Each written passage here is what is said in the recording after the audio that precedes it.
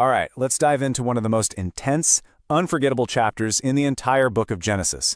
We're going to walk through Genesis 18, verse by verse, and really bring it to life, almost like a movie in your mind. We're going to go from this quiet, sweltering desert afternoon to a promise that seems totally impossible, and then to this jaw-dropping negotiation for the life of an entire city. You ready? Let's go. So our story kicks off on what seems like just another boring hot day. But this first scene, this is the calm before the storm. This is where an ordinary moment becomes the turning point of history. Okay, verse 1. Picture it. The Lord appears to Abraham. But how? Well, the scene is almost sleepy. It's the hottest part of the day. Abraham is just sitting at the entrance to his tent, probably trying to catch a breeze. Now, verse 2. He glances up, and just like that, 3 men are standing there. They didn't make a sound, there's no warning, they just appeared. And Abraham's reaction? It's electric. He doesn't walk, he doesn't jog, he runs from his tent to meet them. This is pure, urgent respect. Now look at verse 3. He's not just nodding his head, he bows all the way down, face to the ground, and begs one of them, "My Lord, if I've found favor in your sight, please don't pass me by." He's pleading with them to stay. Then in verse 4, he offers them a little water to wash their feet and a spot to rest under the tree. Total hospitality in the middle of nowhere. And then check this out in verse 5. He offers what he calls a morsel of bread. Just a little snack, right? It sounds so small, so humble. And they agree. They just say, "Do as you have said." The second they say yes, the whole scene explodes into action. Verse 6, Abraham doesn't walk, he hurries into the tent to Sarah and says, "Quickly, get 3 measures of fine flour, knead it, and make cakes." The key word here is quickly. This isn't just a snack anymore. This is an all-out feast, and it has to happen right now. You can just imagine the flour flying everywhere as Sarah gets to work. And Abraham, he's not slowing down. Verse 7 tells us he ran to his herd. He doesn't just grab the first animal he sees. No way. He picks a calf that is tender and good, literally the best he has. He hands it to a servant, who also hastened to prepare it. Do you see the pattern? Everyone is sprinting. That little morsel of bread Abraham offered is quickly turning into a 5-star banquet. So in verse 8, the meal is ready. Abraham serves them curds and milk and this perfectly prepared calf. But here's the detail that tells you everything. He doesn't sit down and eat with them. No. The text says he stood by them under the tree while they ate. He's acting as their servant, making sure they have everything they need. He is all in on honoring these guests. Okay, the meal is over. The hospitality has been shown. And now, the whole vibe of this encounter is about to shift dramatically. The real reason for this visit is about to come out, and it is a complete stunner. It all starts in verse 9 with one simple, direct question. One of the men asks, "Where is Sarah, your wife?"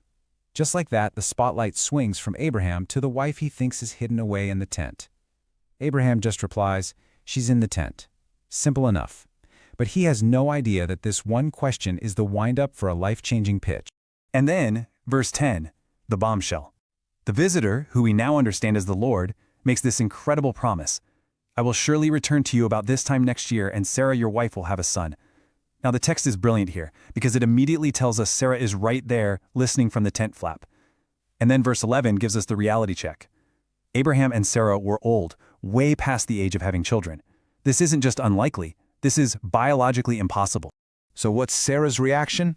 Verse 12 tells us she laughed to herself. And this isn't a joyful, "oh my gosh" kind of laugh. It's a bitter, cynical, "yeah, right" laugh. She's thinking, after I'm worn out and my husband is old, will I now have this pleasure? To her, this doesn't sound like a miracle. It sounds like a joke, and a cruel one at that.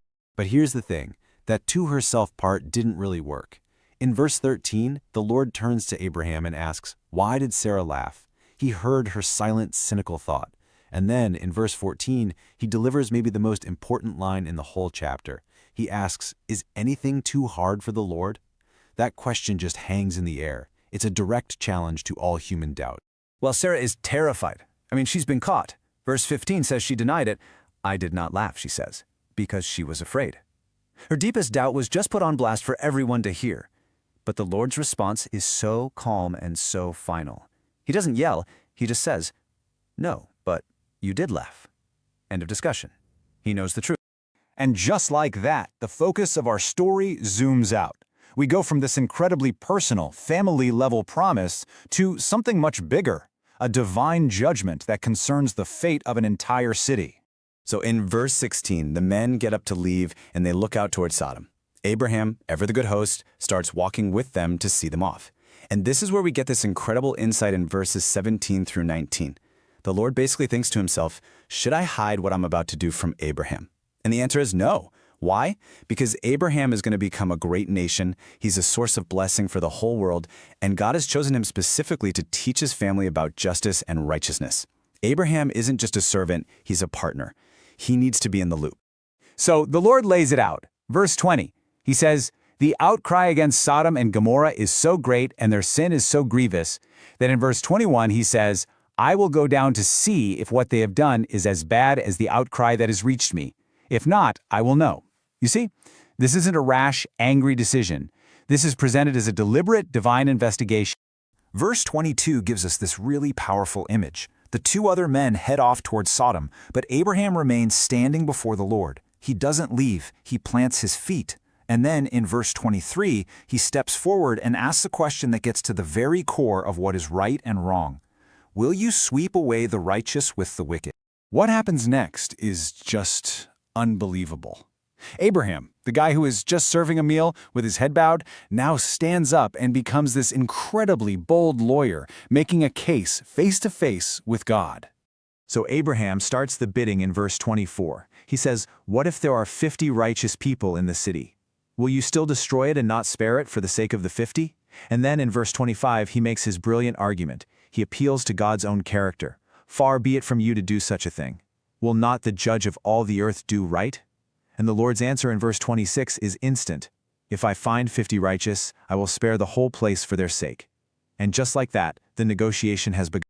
And now this incredible rhythm starts. In verse 27, Abraham gets really humble, saying, "Now that I, who am but dust and ashes, have been so bold as to speak to the Lord," and then he chips the number down. "What about 45? The Lord agrees. "Okay, what about 40? Agreed. 30? Yes. 20? Still yes. Finally, in verse 32, you can feel him holding his breath. "May the Lord not be angry, but let me speak just once more. What if only 10 are found there?" And the Lord says, "For the sake of 10, I will not destroy it." And then silence. Verse 33 is so stark. When the Lord had finished speaking with Abraham, he left, and Abraham returned home. That's it. The conversation is over. The deal is set. Abraham pushed as far as he possibly could, and now the entire fate of a city hangs on a single number, 10. This whole chapter just leaves you breathless, doesn't it? It leaves us with these two huge, powerful ideas. On one hand, you have the promise that nothing is too hard for God. And on the other, you have the example of a man who was brave enough to stand before that same God and fight for other people. So it makes you wonder, right? What does it really mean to have a faith that's bold enough to ask the hard questions, and a heart that's big enough to stand in the gap for others?